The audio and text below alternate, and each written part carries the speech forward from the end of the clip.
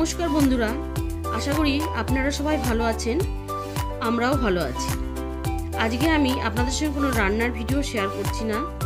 আমরা আবারও একদিনের জন্য বেরিয়ে পড়লাম ঠাকুর শ্রী শ্রী রামকৃষ্ণের জন্মস্থান কামারপুকুর আর সারদা মায়ের জন্মস্থান জয়রামবাটি, আর যাব বিষ্ণুপুর। আমরা কোথায় কোথায় গেলাম পুরোটাই আমি আপনাদের সঙ্গে শেয়ার করব। দেখতে থাকুন আমার সাথে আপনারা ভিডিওটা। দেখুন আমাদের গাড়ি এসে গেছে এবং গাড়িতে উঠে পড়লাম। গাড়িতে উঠে আমরা যাত্রা শুরু করলাম সকাল 6:30টায়। গাড়িতে ওঠার পর কিছুটা যাওয়ার পরে থাকবে আমার হাজব্যান্ডের বন্ধু ও তার ওয়াইফ। তাদেরকে নিয়ে আমরা 4 জনে যাত্রা শুরু করলাম। যেতে যেতে চলে আসলাম বালি ব্রিজে। বালি ব্রিজে এসে মা ভবতারিণীকে প্রণাম করে নিলাম। নিয়ে এবারে আমাদের গাড়ি দক্ষিণেশ্বর হয়ে দিল্লি রোড হয়ে আমরা তারকেশ্বর রোড ধরে নিলাম। তারপর এসে দাঁড় করালো একটা ছোট্ট চায়ের দোকানে। সেখানে আমরা চা ও স্ন্যাক্স খেয়ে নিলাম। খেয়ে নিয়ে আবারও বিষ্ণুপুরের উদ্দেশ্যে রওনা দিলাম। আর যেতে যেতে রাস্তার দুধারের দৃশ্য ছিল অপূর্ব সুন্দর। দুধারে ছিল ধান ক্ষেত আর আলু ক্ষেত। দেখতে দেখতে আমরা বিষ্ণুপুরের উদ্দেশ্যে রওনা দিলাম। মাঝখানে একটা ছোট্ট ধাবায় আমাদের গাড়ি দাঁড় করালো। সেখানে আমরা জলখাবারটা খেয়ে নিলাম বা ব্রেকফাস্ট করে নিলাম। করে নিয়ে আবারও রওনা দিলাম। এবার আমরা ঢুকে পড়লাম জয়পুর জঙ্গলের ভেতরে। এই জয়পুরের জঙ্গলের কাছেই রয়েছে বনলতা রিসর্ট। এখন আমি আপনাদের সঙ্গে শেয়ার করছি না। যখন আমরা ফিরব তখন আমরা এখানে আসব।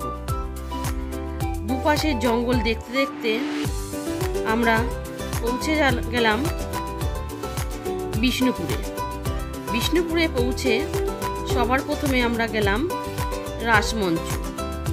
রাসমঞ্চে গিয়ে সেখানে টিকিট কেটে নিলাম। টিকিট কেটে, যেহেতু বিষ্ণুপুরের যে মন্দিরগুলো রয়েছে রাস্তাগুলো খুবই সরু, গাড়িতে ঘোরা খুবই প্রবলেম, সেই জন্য আমরা একটা টোটো ঠিক করে নিলাম। এই টোটো যে ঠিক করলাম সেই টোটো ড্রাইভারটা ছিল মানে গাইডেরই কাজ করবে, যে আমরা কোথায় কোথায় যাব, কোন কোন মন্দির দেব, কি কি মন্দির, সবটাই উনি বলে দেবেন। রাসমঞ্চ দেখা হয়ে গেলে সেখান থেকে আমরা বেরিয়ে টোটোতে উঠে পড়লাম। টোটোতে উঠে আরও যে মন্দির আছে সেই মন্দিরটি দেখার জন্য বেরিয়ে পড়লাম। এবার রাস্তায় দেখতে পেলাম একটা বাইকে করে নতুন বউ আর বর যাচ্ছিল, সেটাও আমি আপনাদের সঙ্গে শেয়ার করলাম। তারপর এসে পৌঁছালাম আমরা মদনমোহন মন্দিরে। মদনমোহন মন্দিরে এসে পুরো মন্দিরটাকে চারিপাশটা ঘুরে ঘুরে দেখে নিলাম।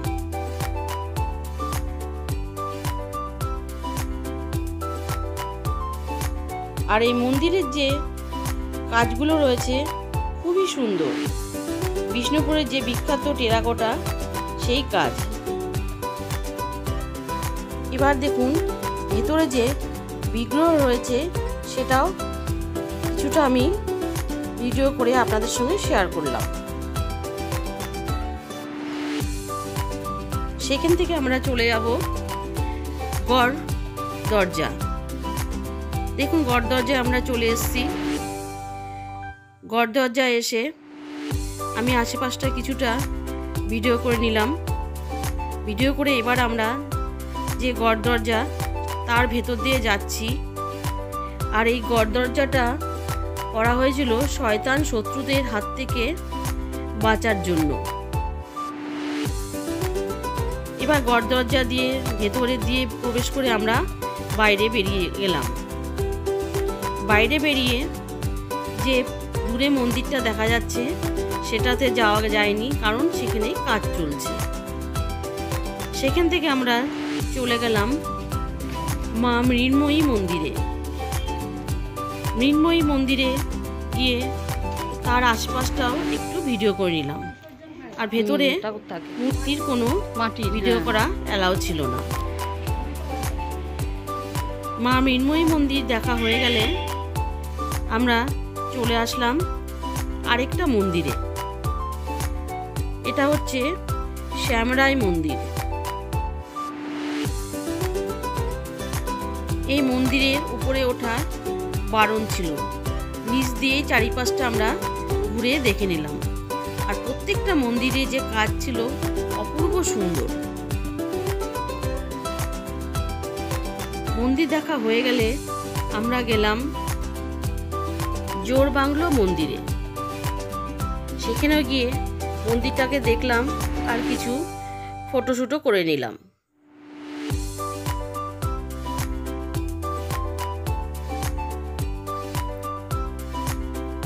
তারপর ওখান থেকে গেলাম আরেকটা মন্দির। অ্যাকচুয়ালি ওখানে অনেক মন্দির দেখেছি, তো সব মন্দিরের নাম আমি ঠিক মতো বলতে পারলাম না। এই মন্দিরটার নাম আমি ঠিক আপনাদের বলতে পারলাম না। এই মন্দিরটাকেও দেখে নিয়ে আমরা চলে আসলাম আরেকটা মন্দিরে। এই মন্দিরটা চারিপাশটা ঘুরে নিলাম। ঘুরে নিয়ে চলে আসলাম আমরা বিষ্ণুপুরের বিখ্যাত শাড়ি বিষ্ণুপুরি সিল্ক দেখার জন্য একটা দোকানে। সেই দোকানে ছিল দোকানেরই ওখানে তৈরি হয় যে শাড়ি কিভাবে, তারই কারখানা। সেখানটাও কিছুটা দেখে নিলাম। দেখে নিয়ে যেগুলো আমি যা ভিডিও করতে পারিনি সেগুলোকে আপনাদের সঙ্গে একটু শেয়ার করলাম। প্রথমে ছিল গুমঘর, কামান আর রথ। দেখে নিয়ে আমরা বেরিয়ে যাচ্ছি বিষ্ণুপুর থেকে। বেরিয়ে এবার আমরা চলে আসলাম বনলতা রিসর্টে। এবার বনলতা রিসর্টে এসে আমরা এখানে দুপুরে খাওয়া দাওয়াটা সারব। একটু চারিপাশটা আমি ভিডিও করে নিলাম। এবার যাচ্ছি খাবারের জন্য।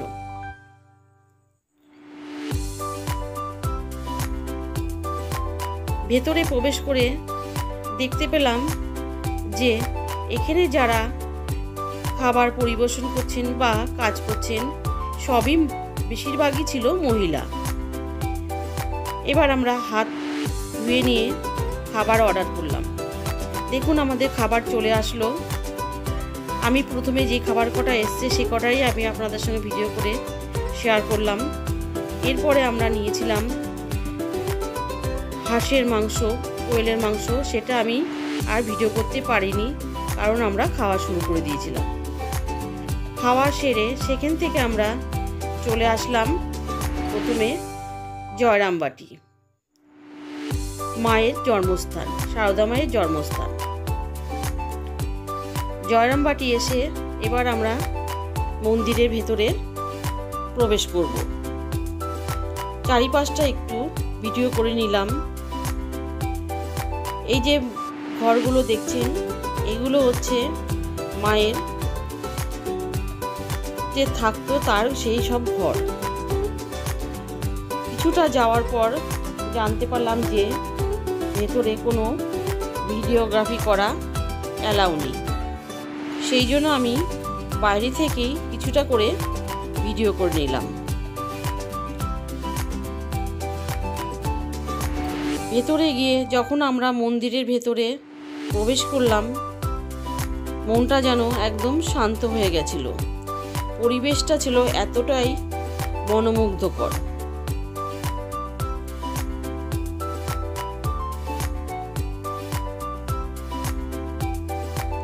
শান্ত পরিবেশে কিছুক্ষণ আমরা সময় কাটিয়ে নিলাম। সময় কাটিয়ে ওখান থেকে চলে আসলাম কামারপুকুর। কামারপুকুরে এসে যে ভিডিও করা বারণ। এই যে আম গাছটা ছবি তুলেছি দেখতে পাচ্ছেন, এই আম গাছটা ঠাকুর নিজের হাতে লাগিয়েছিলেন 168 বছর আগে। তারপর আমরা আসলাম হালদার পুকুরে। এখানে ঠাকুর শ্রী শ্রী রামকৃষ্ণ স্নান করতেন। কামারপুকুর দেখা হয়ে গেলে ওখান থেকেই একটা আমরা মহিলা গাইড ঠিক করে নিয়েছিলাম, মানে এখানে প্রচুর এরকম মহিলা পাওয়া যায়। এই মঠ থেকে বেরিয়ে আমরা চলে গেলাম লাহাবাবুদের পাড়ায়। এখানে আছে লাহাবাবুর মেয়ে প্রসন্নদেবীর মূর্তি। তিনি শিশু গদাধরকে সন্তান নিয়ে লালন করতেন। আছে লাহাবাবুর মূর্তি। তারপর আমরা গেলাম বিষ্ণু মন্দিরে। এই বিষ্ণু মন্দিরের উঠোনেই রয়েছে সুন্দর কিছু মাটির মূর্তি। এখানে কিছু গুরুত্বপূর্ণ মুহূর্ত ঠাকুরের জীবনে সেগুলোকে ফুটিয়ে তোলা হয়েছে। বিষ্ণু মন্দিরের পাশেই রয়েছে লাহাবাবুদের দুর্গা দালান। দুর্গা দালানে এখন রয়েছে শুধু কাঠামো। তার পাশেই রয়েছে লাহাবাবুদের পাঠশালা। 5 বছর বয়সে গদাধর এখানেই পড়াশোনা করতে আসতেন। তারপর ওখান থেকে আমরা চলে গেলাম সেই বিখ্যাত কামারপুকুরে। কামারপুকুর দেখা হয়ে গেলে সেখান থেকে আমরা চলে যাব ঠাকুরের ধাইমা ধনী কামান্নির বাড়ি। তিনি ছিলেন ঠাকুরের ভিক্ষামা। সেটা দেখে এবার আমরা চলে আসলাম মা ভবতারিণীর মন্দিরে। মা ভবতারিণীর মন্দির দর্শন করেই আমি এখানে ভিডিওটা শেষ করলাম, আর কিছু ফটো শেয়ার করলাম। কেমন লাগলো ভিডিওটা অবশ্যই জানাবেন। ভালো লাগলে লাইক করবেন আর আমার চ্যানেলটিকে সাবস্ক্রাইব করে আমার পাশে থাকবেন। ধন্যবাদ।